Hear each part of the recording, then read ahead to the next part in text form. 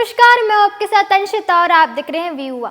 आज हम बताएंगे उस दिग्गज नेता के बारे में जो बिहार के मुख्यमंत्री की कुर्सी पर कई बार बैठ चुके हैं।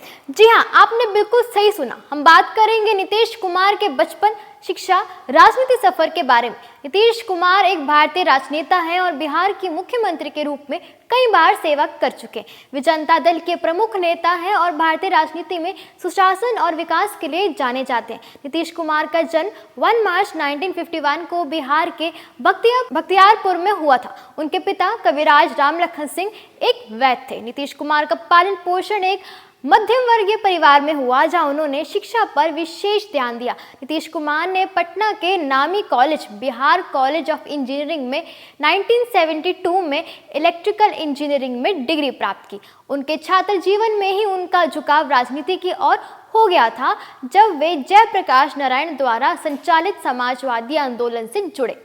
इस आंदोलन ने उन्हें सामाजिक और राजनीतिक न्याय के लिए लड़ने की प्रेरणा दी।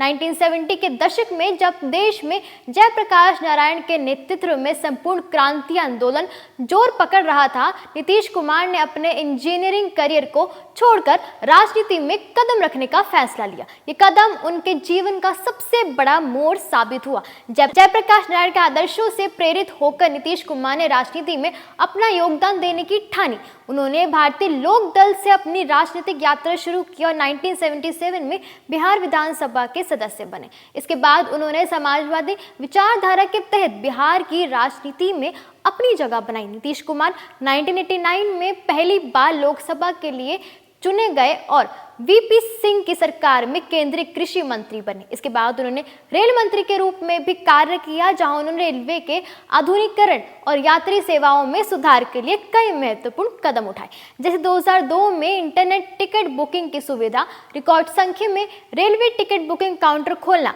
और तत्काल बुकिंग के लिए तत्काल योजना शुरू करना। उनके कार्यकाल के दौरान उन्होंने जनता के बीच एक कर्मठ और जिम्मेदार नेता की छवि बनाई।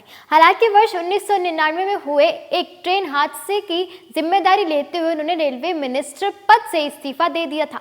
वर्ष 2000 में नीतीश कुमार ने पहली बार बिहार के मुख्यमंत्री पद की शपथ ली, लेकिन ये सरकार केवल 7 दिनों तक ही चल पाई। इसके बावजूद उन्होंने हार नहीं मानी और 2005 में जनता दल और भारतीय जनता पार्टी के गठबंधन के साथ फिर से चुनाव लड़ा। इस बार उन्होंने बिहार विधानसभा चुनाव में भारी बहुमत हासिल किया और मुख्यमंत्री बने।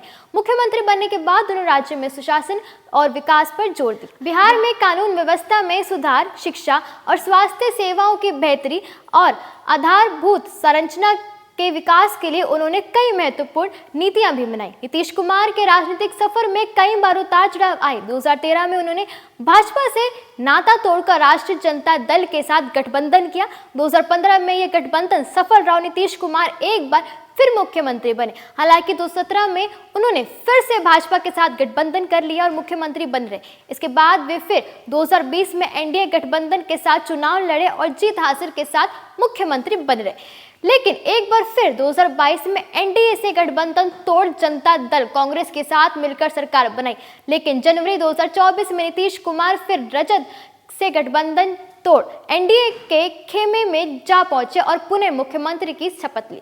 आज के लिए बस इतना ही। ऐसे तमाम बड़ी खबरों को जानने के लिए देखते रहिए व्यूआ।